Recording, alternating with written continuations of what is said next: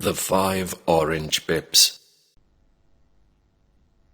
Sherlock Holmes solved so many strange and interesting cases between 82 and 90, but none of them present such strange circumstances as I now take up my pen to describe. It was a stormy September night, when Holmes and I sat on either side of the fireplace, both engrossed in reading. Suddenly I heard the front bell ring. "It must be a serious case. Nothing less would bring a man out on such a night," observed Holmes. The man who came in was young, about 22, well-dressed and with refinement in his bearing. He held a streaming umbrella and wore a waterproof cloak. He looked pale and anxious. The young man apologized for bringing in rain and storm into the room. "I have come for advice. Major Prendergast told me that you can solve anything."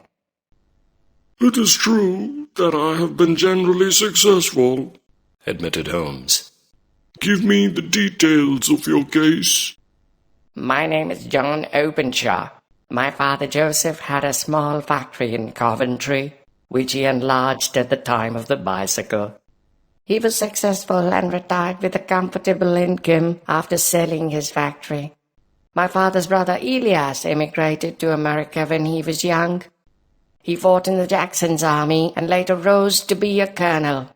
When Lee surrendered, he came back to his plantation and stayed there for 3 to 4 years. In 1869 or 1870, he came back to England and bought a small estate in Sussex near Horsham. His dislike of Negroes and the Republican policy in giving them freedom made him leave the States. He had a fiery temper and became aggressive when angry. He kept to himself, had no friends, and did not meet even his brother. But he was fond of me. When I was 12 or so, he begged my father to let me live with him. He taught me to play backgammon and draughts, and made me carry orders to his servants and tradesmen. By 16, I became the master of his house and kept all his keys. I was allowed everywhere except a single room in the attic. No one was allowed to enter this room. I tried to peep through the keyhole, but never saw anything except old trunk and bundles. One day in March 1883, my uncle received a letter with a foreign postmark. It was from Pondicherry, and when he opened it, out jumped 5 dried orange pips, which pattered down upon his plate. I had begun to laugh, but a look on his face stopped me. It was Ashton. Go. He shrieked. My God, my sins have overtaken me." "What is it, Uncle?" I cried.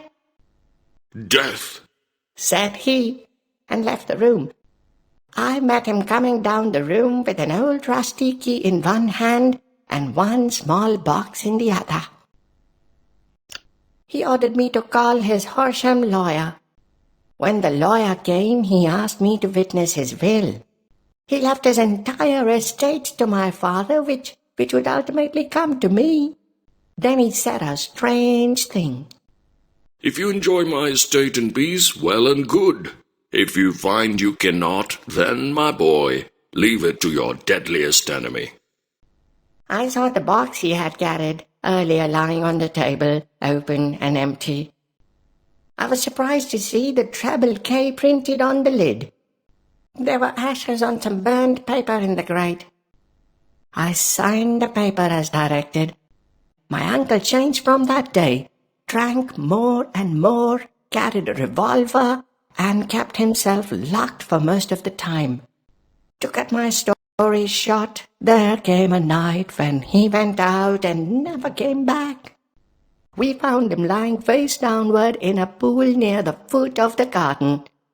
There was no mark of violence on him, and the water in the pool was only 2 feet. The police gave the verdict of suicide.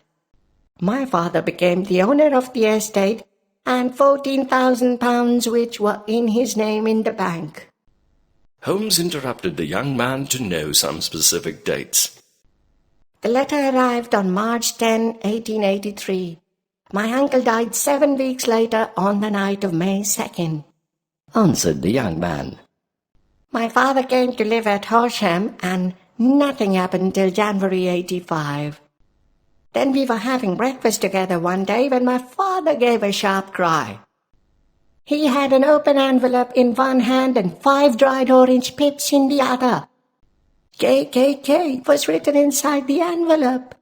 Put the papers on the sundial was also written above the initials. I read the postmark of Dundee. I told my father that the papers must be the one my uncle destroyed. We had found nothing in the attic when we searched it after his death.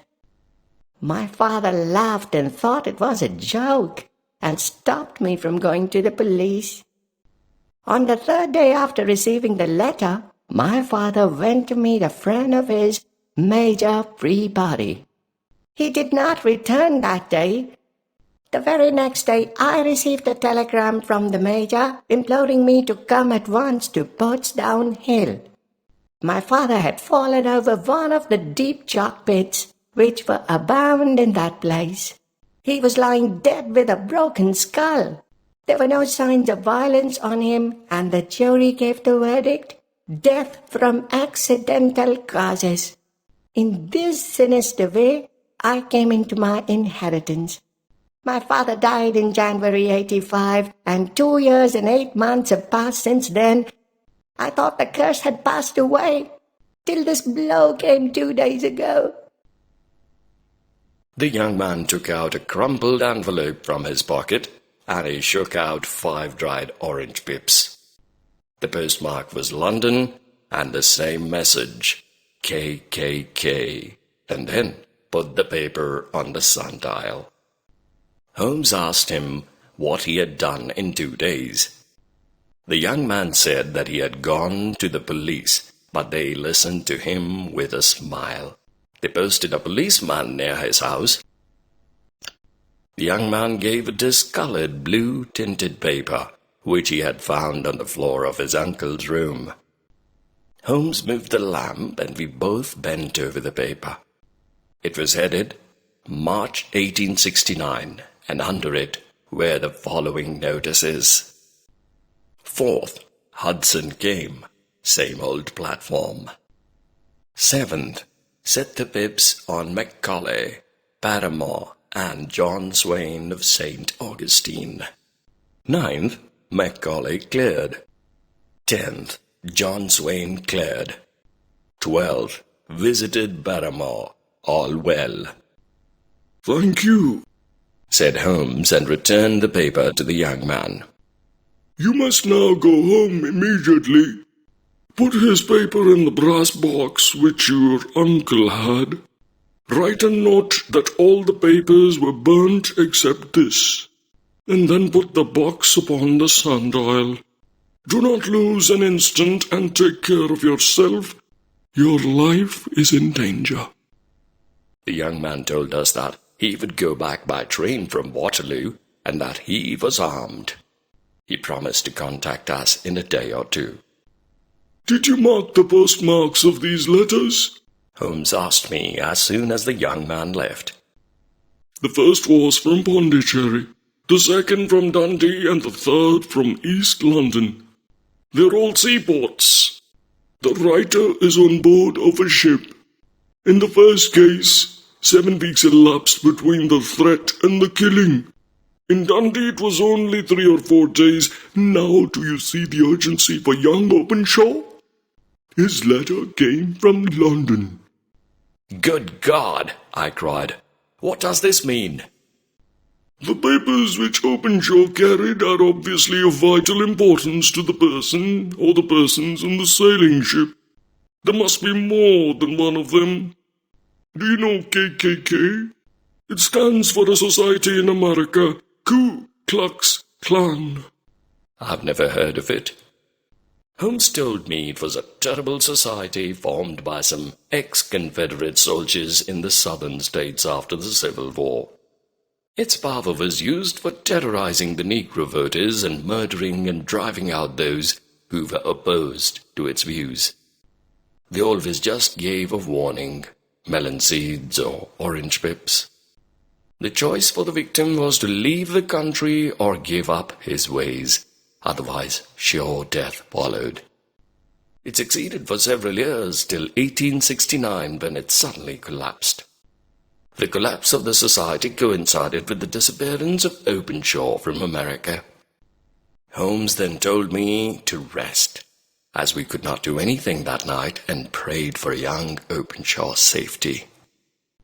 Next morning I found Holmes having breakfast and getting ready to leave for London.